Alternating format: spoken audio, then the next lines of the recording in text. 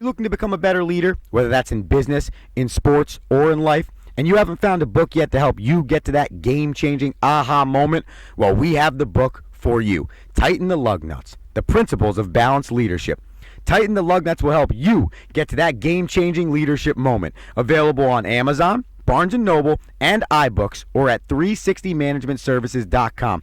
That's the number 360managementservices.com. Pick up your copy today and start changing your leadership styles. Now, it's time for the show.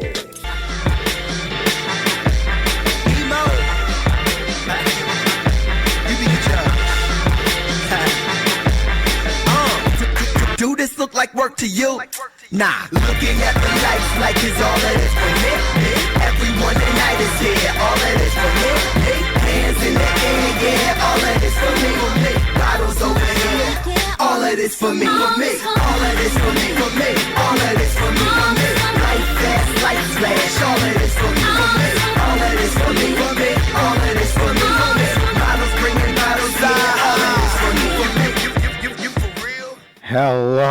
Oh, ladies and gentlemen, welcome to another edition of Bill Schwartzky Superfan. My name's Bab Schwartzky. I'm filling in for my brother Bill tonight. We're coming from you live from Ditka's Restaurant and Lounge, home of the baby back rib, birthplace of a team some of you know that will be hoisting the Super Bowl trophy come February, a team known as the Bears. I'm just kidding.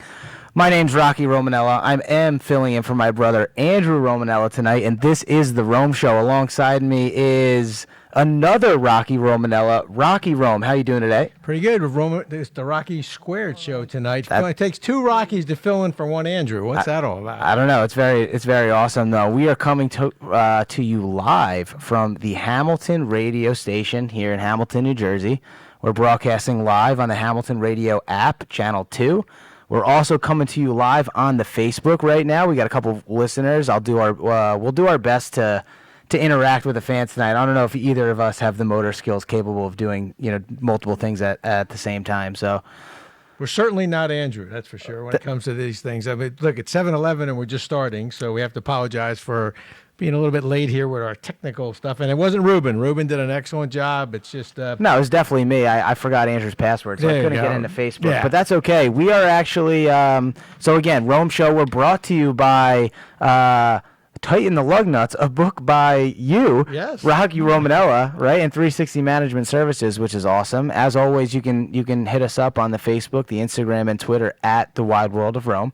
And if you want to talk to us tonight over the course of the next 50 or so minutes, you can call us at 609-807-2492, and we'll be here all evening with you, backing ourselves up to the New York Football Giants. Big night tonight. Big night, and I think we're going to get into a little bit right now. A couple of shout-outs, though, but we have to shout out our man Stephen Finkel for winning the Miami Dolphins New York Jets football tickets by calling into the show last week. So thank you, Mr. Finkel. We appreciate the listen. We appreciate the follow, and look forward to hearing from you again. I tell you what, winning tickets to the Jets and the Miami Dolphins, that's a common oxymoron saying winning, but got to give the guy credit. He's a fan. I got to give him a ton of credit. I love it, man. That game came down to the wire last night. Yeah. A controversial pass interference call leads to a game-winning field goal for the New York, as Andrew would say, Jetropolitans.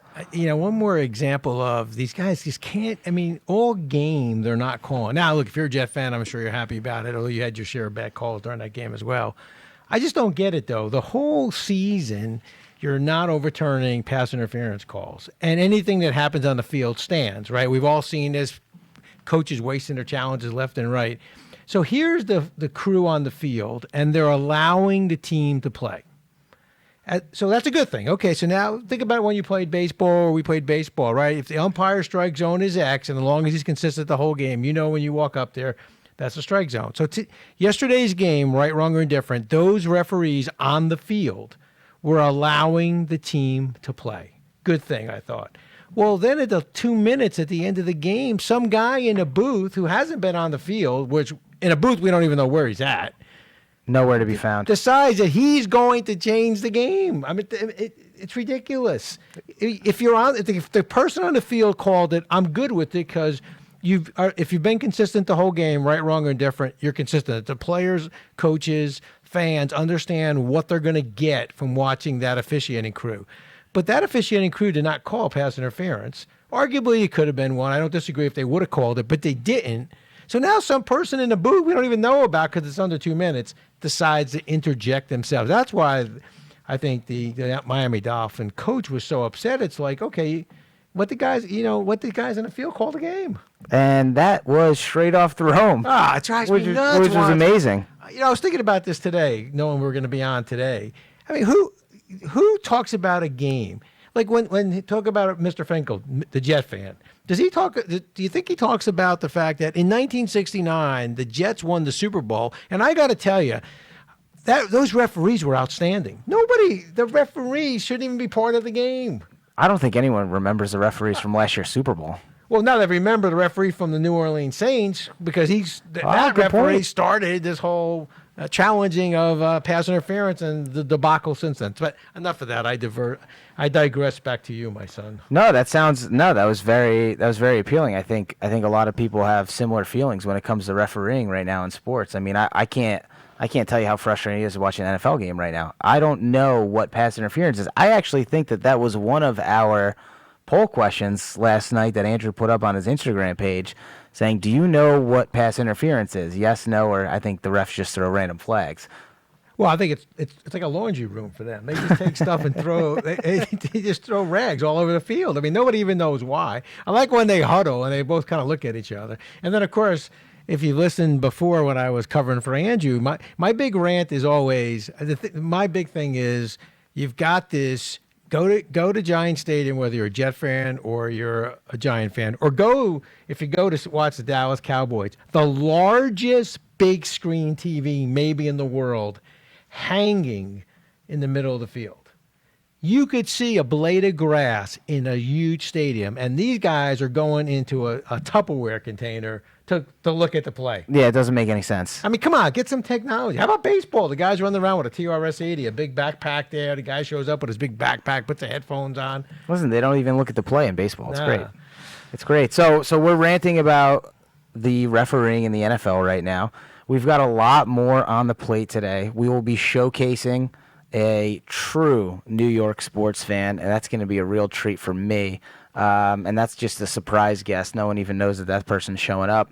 I think we're going to talk a little bit of the headlines going on. We'll talk a little Giants-Eagles tonight just because we're backing up to the game. And I think we're going to talk a little college football. And I'll probably figure out a way to mix in some hockey just because why not? Why not? Rangers are looking great. Islanders are on a great run right now. So always fun to watch the Vegas team that the Rangers beat yesterday, but always a great team to watch and their story. So Speaking of the Islanders and the Rangers, now you've got two teams, both with coaches in their second year, and both with two GMs on two similar but different paths, right? You have a GM who's tenured, won a Stanley Cup.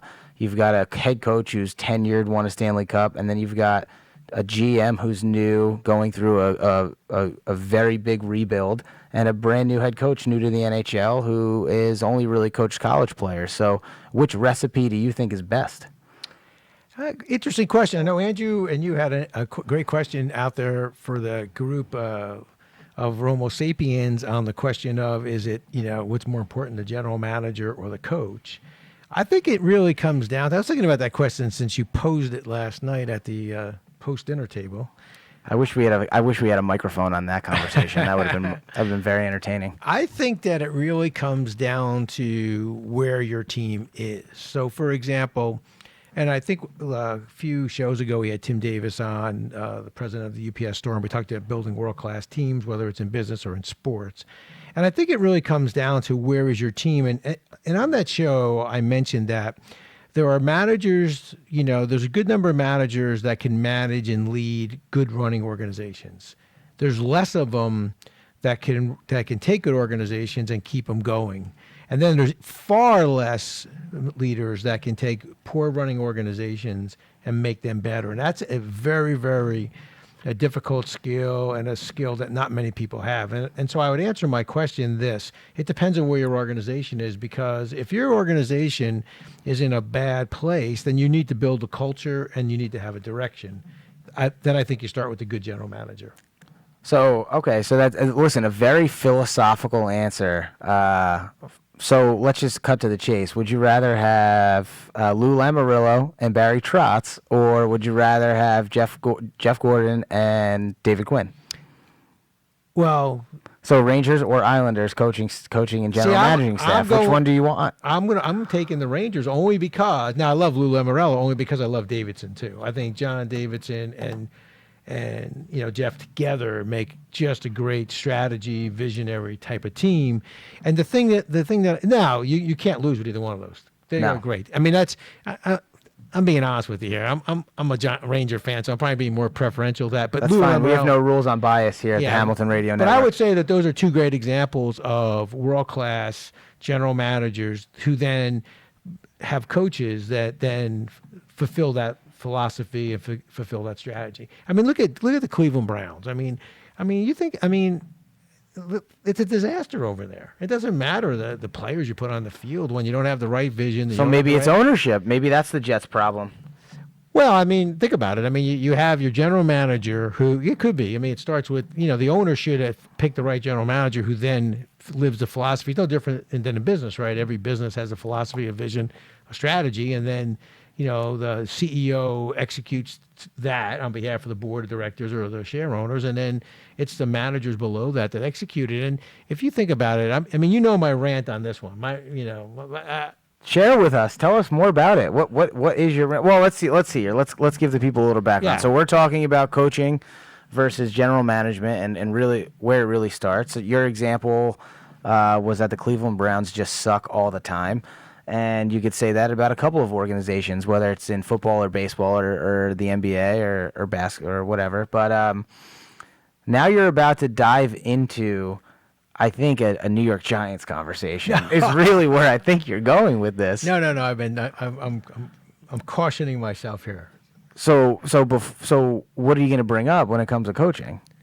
Well, first of all, I think that you have to start, as we said. I think if you're an organization that's struggling, you need to start with the general manager and then the vision and the philosophy of the organization. That's number one. Number two, then, is, I think that if businesses. So do you think the Browns' philosophy is to lose? I don't think they have a strategy to win. I think everybody says we want to win. I think everybody says we want to be a profitable business. There's a difference between there's a big difference between wanting something and actually executing to something, right? And I think activity doesn't equal results. So, I think there's a lot of activities that these teams have, but when you think about it, I think the general manager sets the strategy and the vision. So think about it. Think about the Yankees. Once Steinbrenner came in, after the Yankees had a period of losing, and Steinbrenner comes in, and then he sets the philosophy, we're going to win. So whether you like the Yankees or not, you believe that when you put on a Yankee uniform, you probably got you're going to go. You expect to go to a playoff game. If you got traded to the New England Patriots, you think you're going to a playoff game. Yeah, of course. So it's a strategy, it's a philosophy, it's a culture, and then Belichick fulfills that strategy and culture to the way he executes the vision and the mission. So do you know who the New England Patriots general manager is? Yeah, it's Belichick. Is it? Yeah. Officially, right? Yeah. So it's Belichick. But that's just an example of he lives his own strategy.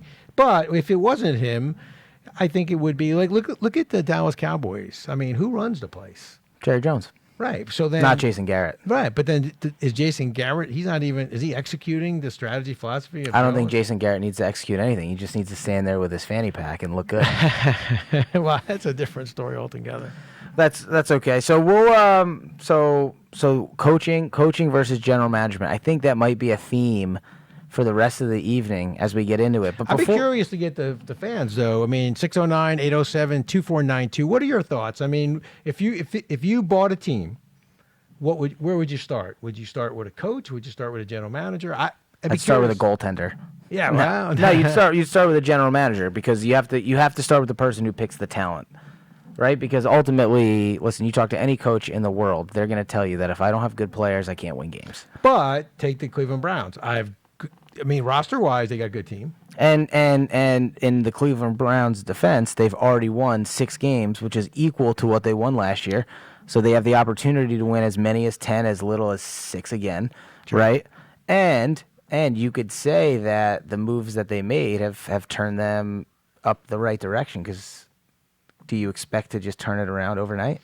No, but I mean, it's a dysfunctional team. I mean, they're Well, that's just because you don't like Odell Beckham. No. Today he comes out, the quarterback comes out. He's talking about the training staff. Come on, really? The other guy's hitting the guy in the helmet with his helmet. Come on, that's just dysfunctional. It's definitely not dysfunctional. There's no discipline there. There's no discipline in the city of Cleveland. Ever since LeBron James left, Yeah, that's probably true. there's nothing that you can do in Cleveland. But they have a great, if you get a chance, people, Rock and Roll Hall of Fame.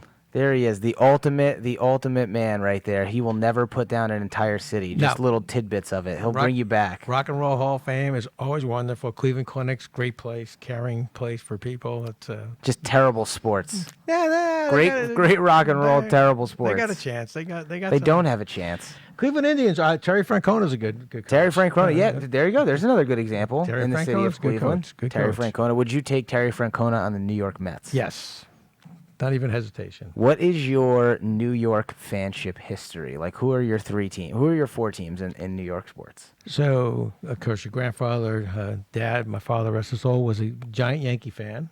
Yeah, but that's not you. Who are you? I turned out to be a Met fan. I was a Met fan. Jerry Grody I was a fan of Jerry Grody as a catcher, although I did respect and love Thurman Munson. But Jerry Grody, Tom Seaver's my favorite baseball player of all time. So I'm a Met fan, Rangers fan, New York Giants fan. And I'm not a huge basketball fan, but I would say probably Knicks, because in '69 you had the Jets, the Mets, and the Knicks winning. So it was a pretty cool time. Okay, so typically, if you look at standard New York sports, right, typically the Yankees and the Giants and the Rangers match up as a threesome, which you don't have. Yours is Mets. Right. And your fanship goes back to your childhood, True. right? And so, do you hate the other New York sports teams? Like, do you hate the Yankees? Do you hate the Jets? Do you hate the Islanders, the Nets, and the Devils? No, I don't. No, I wouldn't say I hate any of them. I respect good athletes. So, for example, although I'm certainly not a Phillies fan, No. I always thought Chase Utley played the game well, even though he took out our guy Ruben Tejada. But I always thought he was a good baseball player. I mean, growing up, I mean, they had some good ball players there. I mean, I respect the athlete. I may not be a fan, but I respected Thurman Munson, even though I was a Met fan. So I thought Thurman was just such a great field general. He's, commanded so much presence. Of course, Grandpa loved Mickey Mantle. I used to love watching Mickey Mantle. And so, I mean, it was the end of his career when I was growing up. But I think I don't root for the Yankees, but I don't despise the Yankees. Yeah, I think it's a lot easier for me to respect Yankees players than it is Phillies players. That's for sure. That's true too. I mean, that maybe I was just trying to make the example that there is something to be said, like Mike Trout. I mean, I think Mike Trout's a great baseball player. So if he was on the Yankees, I may not be happy he's on the Yankees. I wish the Mets had him, but I would like watching him play. No I do doubt. respect a good athlete. No doubt. So, out of all of your New York sports, which is your favorite? I used to say the Mets, but they just drive me crazy. What about the Bonkers. Mets drives you crazy right now? What about the Mets drives me Is crazy? it Carlos Beltran or is it the Wilpons? I don't really have an issue with the Wilpons as much as who do they pick? I mean, I just think my issue is who picks these people? If you were in business and you pick the managers, who says I got a giant corporation and I'm gonna go take the guy that runs the stock room and I'm gonna make him the CEO. I mean, come on. I mean, some of these he's good at picks picking are off nice, signs. We know that now. Yeah, right. I mean, what has Carlos Beltran ever done to lead you to believe that he could manage? I mean, now maybe look, he could end up being the greatest manager of all time, and I'd be the first one to come on this show and any show and sing from the highest mountain. Thank God we got Carlos Beltran because I'd be a happy Met fan. But the chances of that are slim and none. No, I don't think so either. Although, I mean, listen, I'd love to see it. We got a good pitching staff. I know, but I mean, why? I mean, it was not. I mean, you think about some of these managerial candidates. I mean, it's just in all sports. I mean, if you took all of the managers who have been in sports over the years, now with defensive managers and coaches, the day they get hired, they're working towards being fired. If you got That's a difficult job. listen, it's not easy. It's not easy. But if you had to take Terry Collins next year back as the manager of the Mets, but you got like Edwin Diaz as a Seattle Mariner and not what he did last year, and like he was a lights out closer, would you put up with Terry for another 2 years? No, because Terry Collins in a World Series is going to make some bad decisions. I can still picture, why is he sending out Harvey again? No, don't send that about Harvey. Oh, he said that about Harvey. All right, so you got the first guy on. Oh, all right, I sent him out. Okay, that was good. He convinced you to go back. Once he had the first guy on, he just took him out. What's he waiting for? Oh, man, we're going backwards here. We're definitely going backwards. We got to go forward here. Let's go. All right, so you're a New York sports fan for, over 50 or so years. If you had the next favorite team, so would it be the Giants or the Rangers? I would say growing up was probably the Giants, but I've become, because of you and Andrew playing hockey, I've become more of a hockey fan. So I'd say Rangers would be number 2. I absolutely enjoy watching a hockey game. There's so much action. There's so much activity. It's the other thing is we've gotten a chance, and I've gotten a chance over the course of my career to meet some hockey players, and I think they are probably the athlete that's the most genuine. And it's not I'm not disparaging any other athletes by any stretch. I'm just saying a hockey player to me was always one of the nicest individuals to talk to, meet. They had no pretense. They were just great athletes who were happy to be playing. I like it. And so no, I think it's a different breed also, and being that we were in it all the time, it was definitely, I think, a different feeling than a lot of sports. And we're going to talk to our man Ruben because we are up at the 7:30 portion of the show. We've got to plug the 360 Management Studios and the Tighten the Lug Nuts book. We've got the author sitting next to us, but he's not talking leadership tonight, people. Well, kind of, but he's talking sports. He's talking sports. So we're going to take a 45-second break, and we will be right back to talk a little bit more and get this guy fired up. Are you looking to become a better leader, whether that's in business, in sports, or in life, and you haven't found a book yet to help you get to that game-changing aha moment? Well, we have the book for you. Tighten the Lug Nuts, The Principles of Balanced Leadership. Tighten the Lug Nuts will help you get to that game-changing leadership moment. Available on Amazon, Barnes & Noble, and iBooks, or at 360managementservices.com. That's the number 360managementservices.com. Pick up your copy today and start changing your leadership styles. And ladies and gentlemen, I believe that my man Rocky Romanella here wants to change a couple of leadership styles of some of the teams in the NFL and some of his favorite teams actually here in other sports. But this is the Rome Show. My name's Rocky Romanella. Alongside of me is Rocky Romanella. We are covering for our brother and our friend Andrew Romanella tonight, who can't be here. As always, the Rome Show is brought to you by 360 Management Studios and Tighten the Lug Nuts. We are broadcasting to you live on the Hamilton Radio Channel 2 app, if you can find us there, or come visit us on Facebook, and you can follow us on Twitter and Instagram at Wide World of Rome. Feel free to interact. I know we've got some fan interactions that we want to go through a little bit later in the show, but right now, we're going to touch on a couple of headlines that happened over the weekend, right? We've been talking New York sports, we've been talking coaching, and there's a couple of coaches right now in NCAA college football that are probably doing it better than a lot of people have ever seen before. And a couple of those people are going to the infamous college football playoff. So we've got the LSU Tigers. We've got, is it the Georgia Bulldogs playing?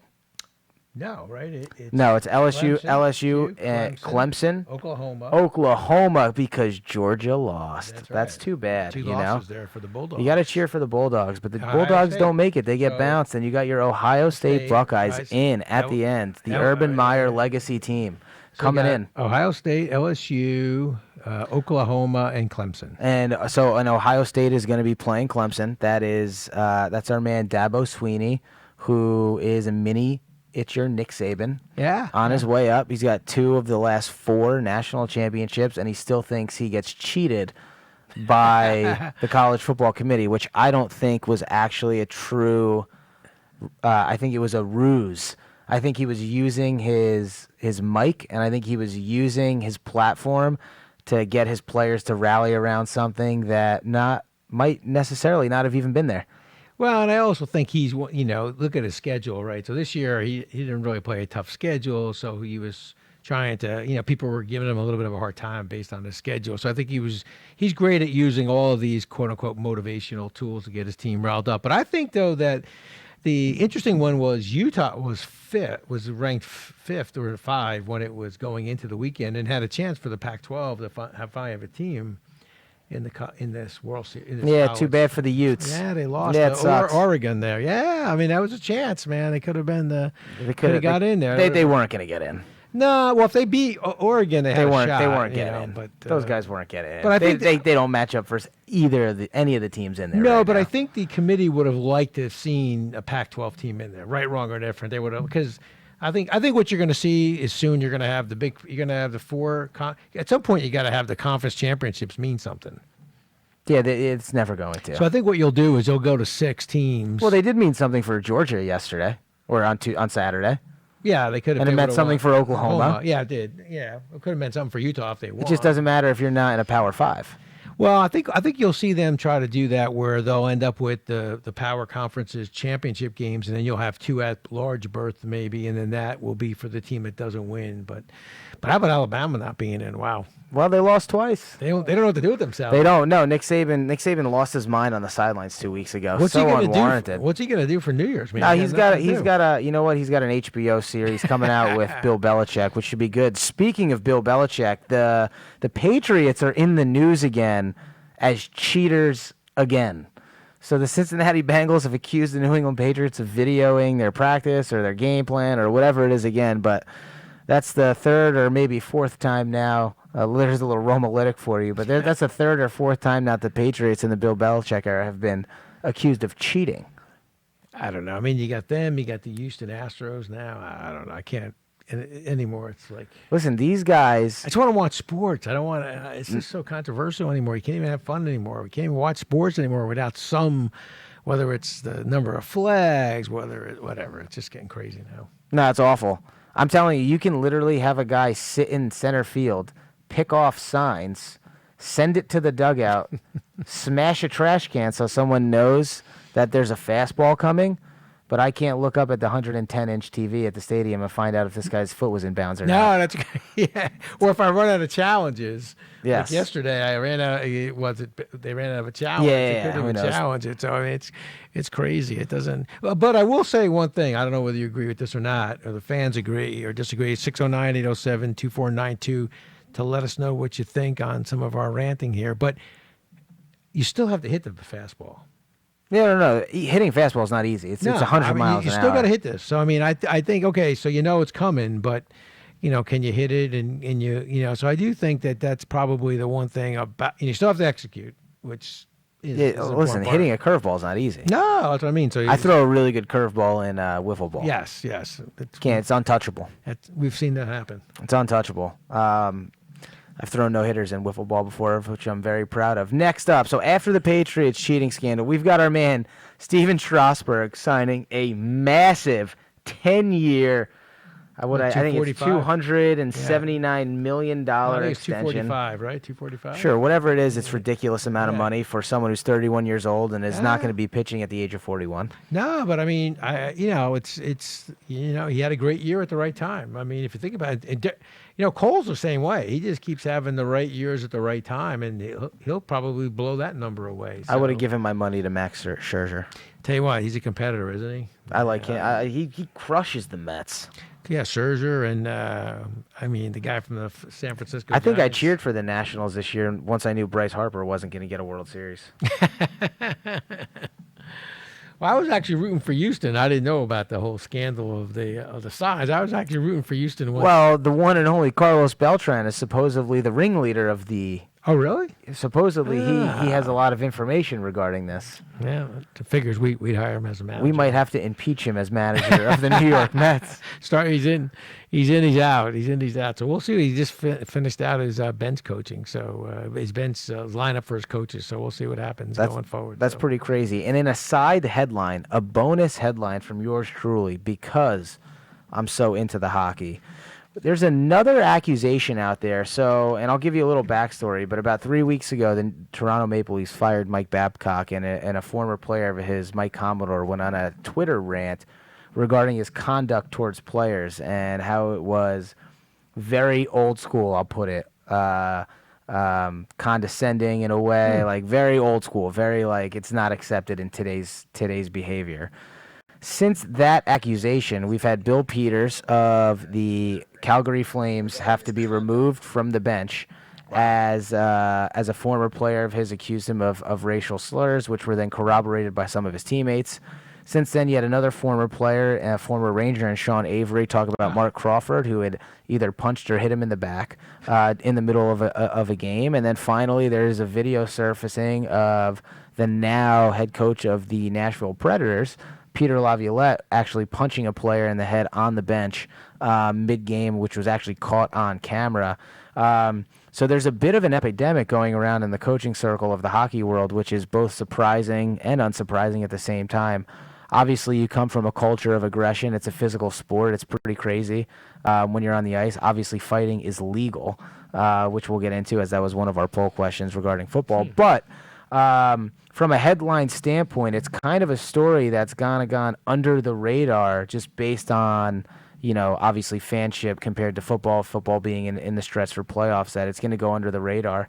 But the NHL obviously is always at the forefront of its rules and its strict policies. But, I mean, have you even heard about any of this? No, and that's disappointing because I feel like hockey, in a strange way, does a nice job of policing itself. Yeah. And, and look, there's some, as you know, there's some unwritten kind of rules in hockey. I mean, once you get down on the ice and, that's it. The fight's over. Everybody breaks it up. And, I will tell you the other thing, too, is it's one of the few sports, if you think about it for a second. I mean, you think about some of those playoff games, you go into 2 overtimes. So these guys are playing, 20, 60, another 20. I mean, you could be playing 80 minutes of hockey. And at the end, well-fought contest. And if it's Game 7, they all line up and shake hands. Yeah, no. It's definitely a sport with that old school honor in it.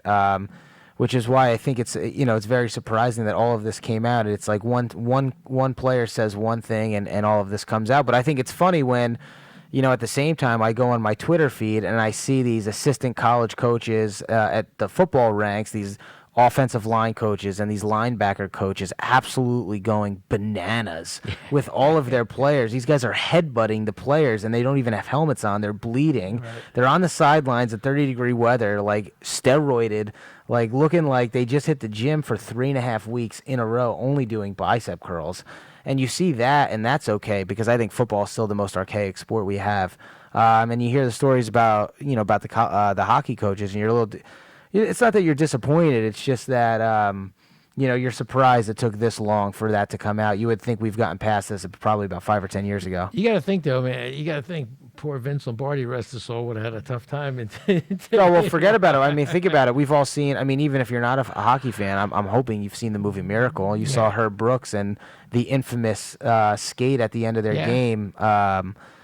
Versus, I don't even remember who it was, but they skated until people were puking on the ice, whatever it was. But I mean, was that considered over the line now? Yeah. I would think in today's world, sure. Who knows? It's just, I think there's a certain amount of policing. Oh, look at the guy that's the defensive coordinator for Greg Williams, right? I mean, he was suspended a year for Bounty Gate, right? I mean, Sean Payton too, suspended. So I mean, it's.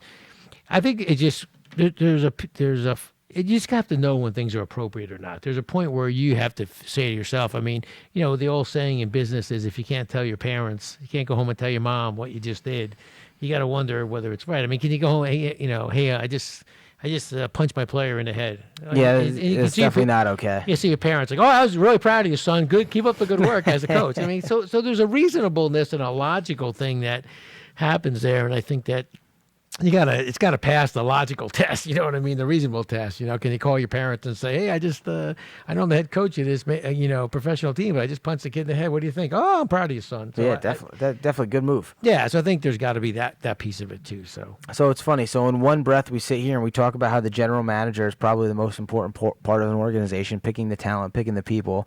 In another breath, we say the coach is probably the most important when you look at someone like a Bill Belichick and you look at some of these other guys that are doing a really great job. And then in another breath, you say, wow, the head coach is probably the most negative, influential person we have. It's probably the most detrimental person we have on the organization right now, leading us down a path of just, there's no accountability or poor behavior, whatever it be, but maybe the head coach has more power than we realize. Well, I think it comes down to the execution of the strategy, and it's no different in business. It's no different in sports. It's no different in your own life, in your personal life.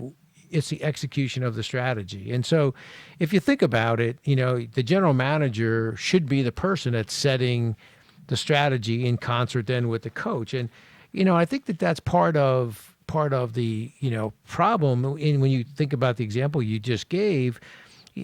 When you look at it, like take the Jets, I think are a good example of that. McCagan, he drafts everybody, then you fire him, then you got Gaze. Now, yesterday, if you didn't want to use, the running back you paid all that money for, Le'Veon Bell?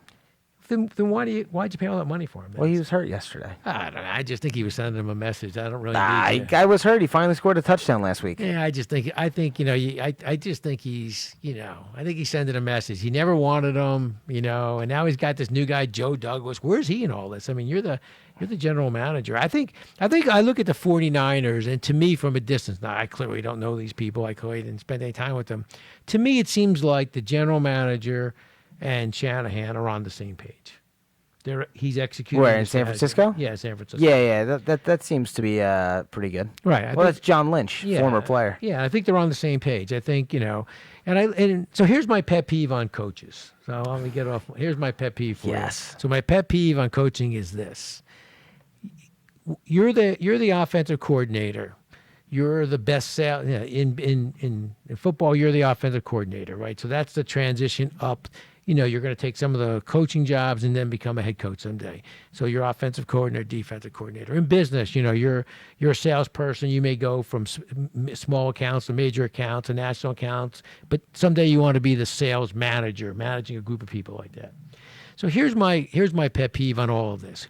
In business, if you hired me, if I was the top salesperson for you, and now you made me the sales, and I raised my hand and said, I want to be the sales manager. I want to be the person managing a group of 8 of these individuals.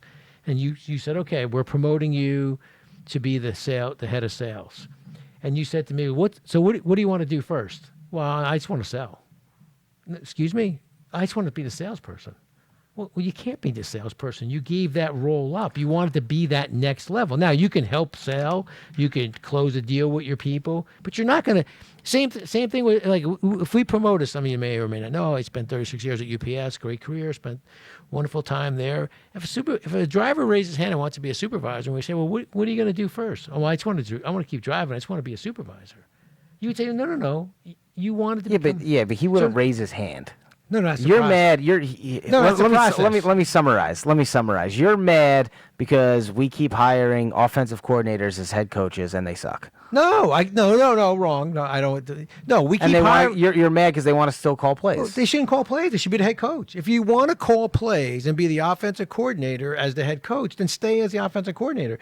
But as the head coach, if I was a general manager and you said to me, I'm calling plays, I'd say, I'm sorry, I don't need you then as a head coach. I want an offense. You want to be an offensive coordinator? Stay as offensive coordinator. You want to stay as a driver? Stay as a driver. You want to be, you want to sell out. But don't. You raised your hand, not you. But Shermer raised his hand and said, "I want to be a head coach." And now he sucks.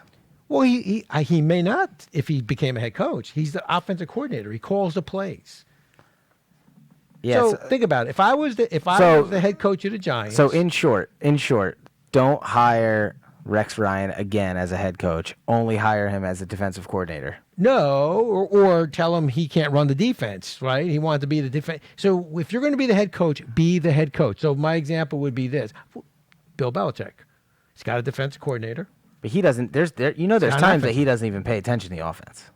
Right, because he's working on a defense. But But he never does that with the offense when the defense is on the field. No, but I mean, he lets them.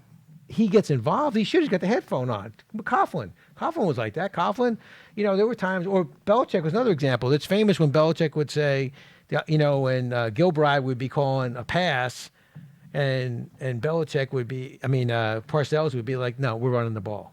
Okay, that's his job as head coach, but Well, he can yeah. do that. Yeah, when he yeah. has. But what's Shermer going to do? Have an I said? I said I was going to run the ball, but then I said I wouldn't. So then I said to myself, no, maybe I shouldn't run the ball. No, you should be the head coach. So my pet peeve, to wrap this thing up, is if you want to be a head coach on a sport, whether it's baseball, you want to be the head coach, whether you want to be in football, you're not the pitching coach becoming the head coach, being the manager. You're the manager now. You're not the offensive coordinator becoming the head coach. Quit being the offensive coordinator. So no. So this is good. That this is going to bring me into a little segment we prepared for you that you don't know about. So, so would you trade Eli Manning and Pat Shurmur for Bruce Arians and Jameis Winston?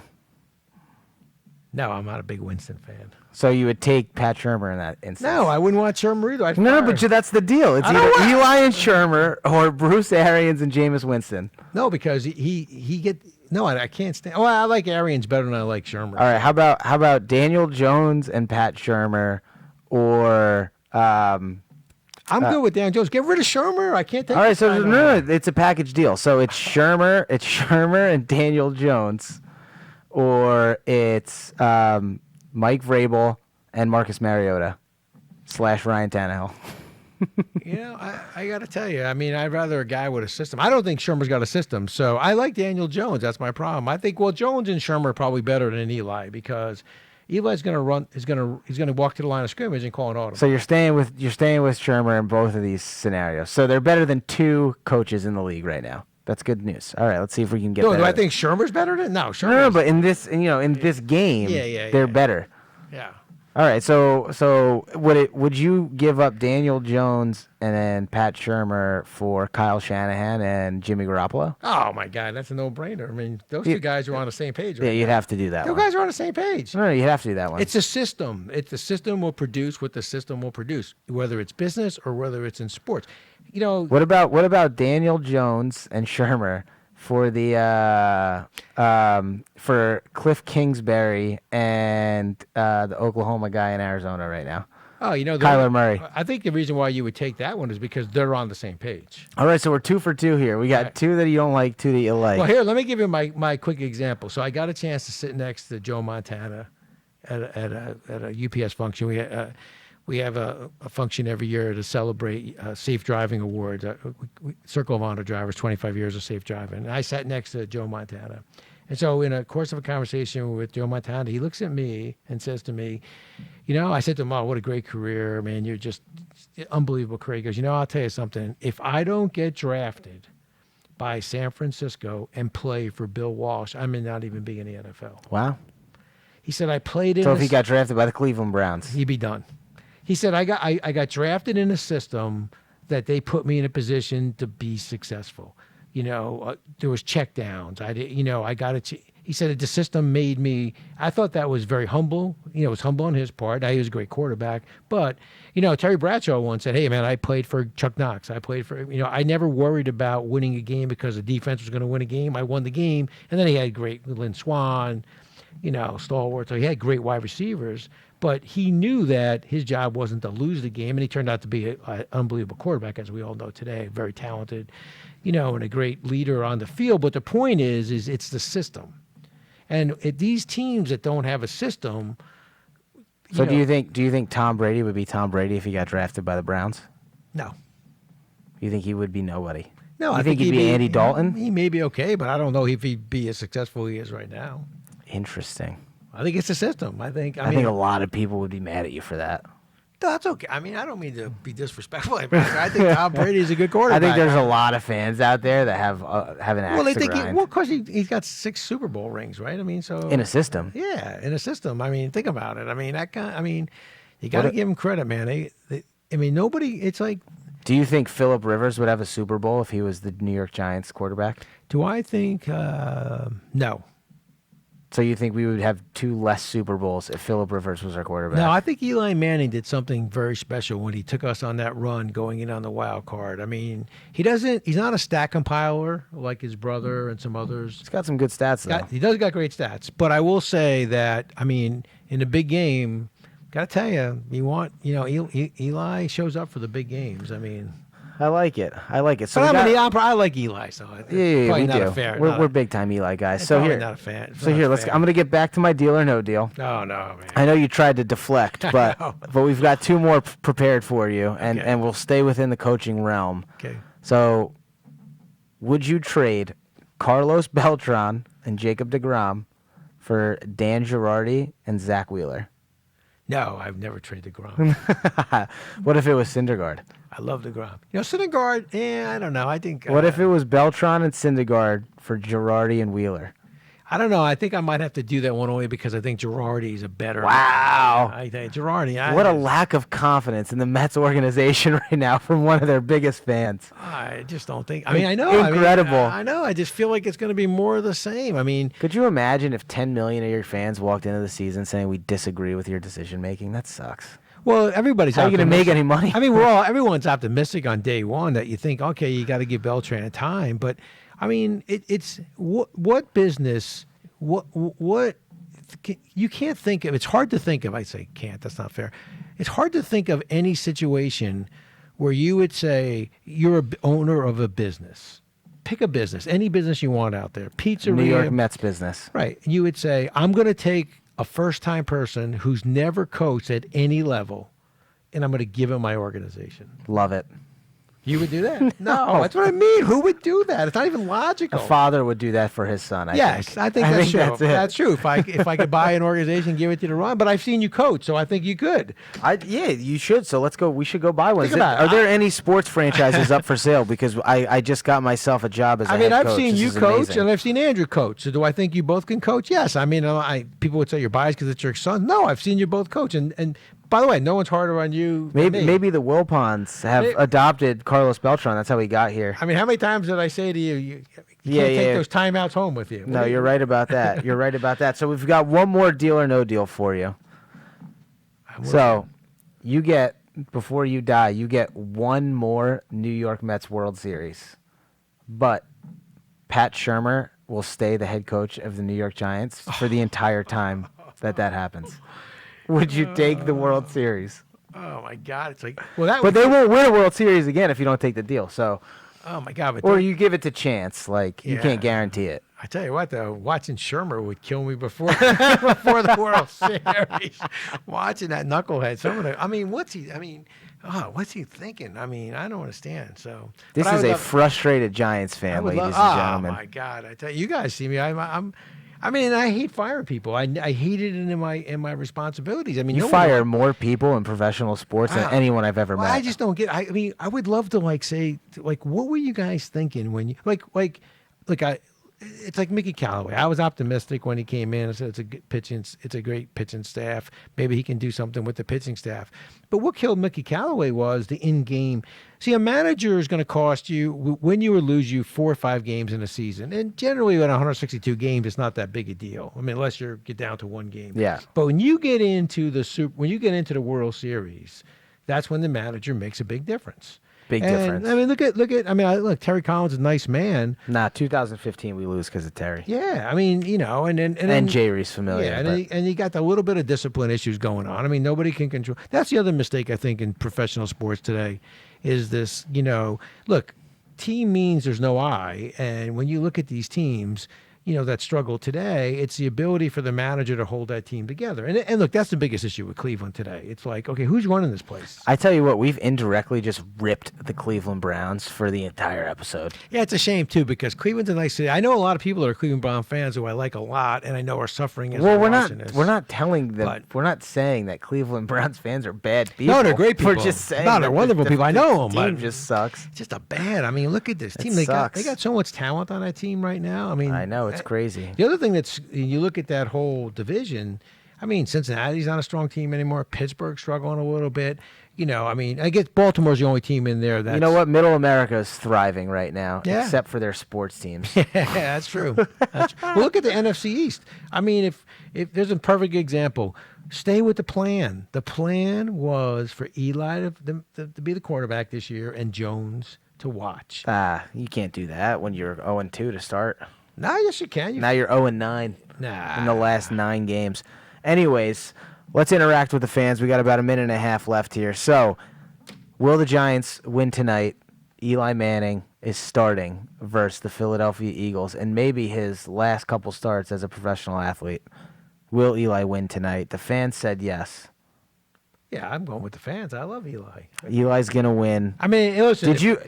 It won't be because of Eli they lose. Do you know that the Giants are not mathematically eliminated yet? I know it's bizarre. It has a part that drives me crazy. Why did we have to go?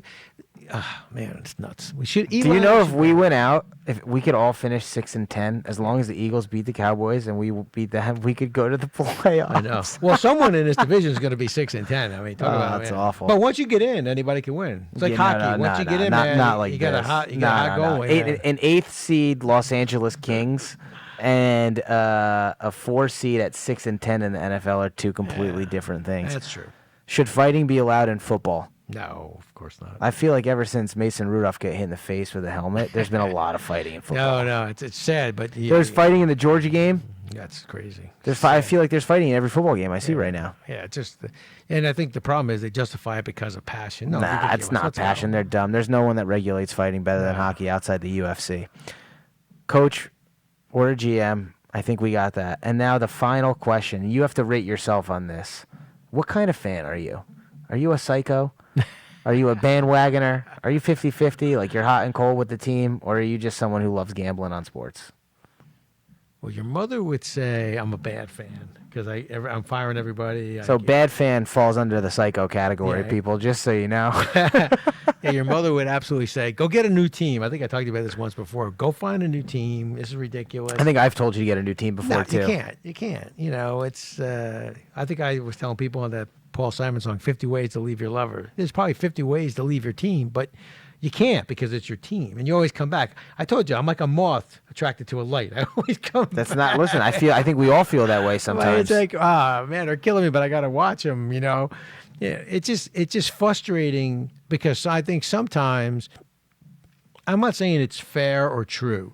I'm saying as a fan, there are times you feel you're more prepared for the game, as crazy as that sounds, or more vested in what's going on. Now they have analytics. They're more prepared. They're smarter. Well, than us. they They got analytics. They're yeah. smarter than us. I just think they come and you wonder, like, what did you guys talk about before you came out on the field? Because you look so, That's crazy. And I tell you what, there are some people out there that could say they were wondering what we were talking about all night. Yeah, that's probably true. But too. we had a lot of fun while we were doing it. I think that's true. I think the other thing is, quickly, is one of the things that you did a very nice job with when you were a hockey coach. You have to be able to read, and I think Belichick does a good job with this as much as I'm not a huge fan, is you have to be able to make in-game adjustments. Like, you got to know when to use your timeout. That's in right. hockey. College basketball is the best at this. Teams on a run, coach calls timeout, changes the tempo, changes the momentum. Next thing you know, the whole game has changed. I think Tom Izzo does a great job with that at Michigan You State. love Tom Izzo. I do, because I feel like he just feels the Well, game. listen, when you have 10 timeouts, it's easy to use them a little bit better. But don't you think No, it's definitely a skill. You have to. I don't think, and I think that's what Pat Trimmer sucks at. I mean, you come anyways. out at a halftime and you do nothing different. Well, they're just so easy to read. There's so many different things. If you're not adjusting in game, you suck. And whatever. So we're gonna adjust our way out of here. Oh yeah, man. Man, I'm sure Andrew's thinking, what the heck? I can't let these guys take over the show again. This is bad news. Absolutely. We need an official host. Oh my God. Well, we miss Andrew just as much as you miss Andrew. Oh, We'll say thank you to our man Ruben behind the wall back And there. by the way, just for the record, we were prepared. No doubt we were prepared. No, we had stuff we were gonna, but then we got the off. username and password didn't work. We're gonna blame it on technology. We'll take responsibility. Either way, this is the Rome Show. I'm Rocky Romanella. That's Rocky Romanella. We're on HamiltonRadio.net. You can find us on Facebook and Instagram and Twitter at the Wild World of Rome. Tweet at us, Instagram us, whatever you want. Talk to us. We love you.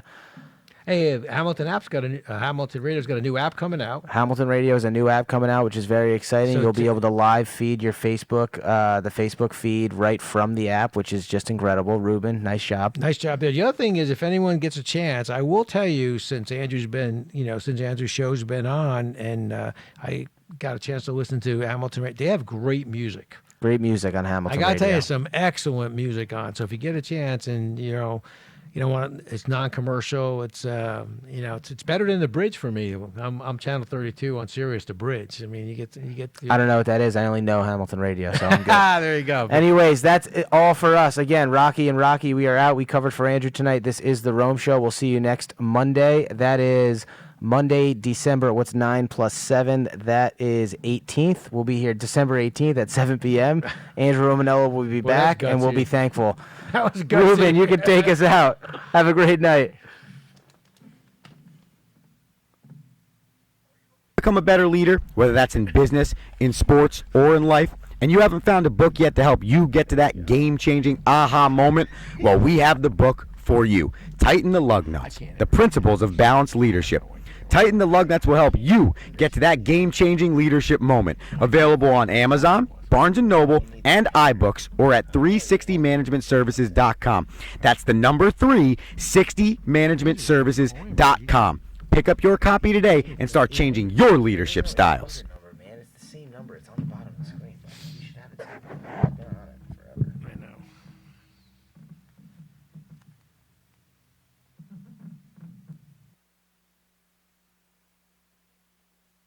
Now it's time for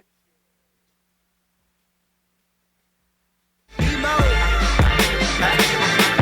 You be the judge. Do this look like work to you? Nah. Looking at the lights like it's all of this for me. Everyone tonight is here. All of this for me. Hands in the air, yeah. All of this for me. Bottles over here. All of this for me. All of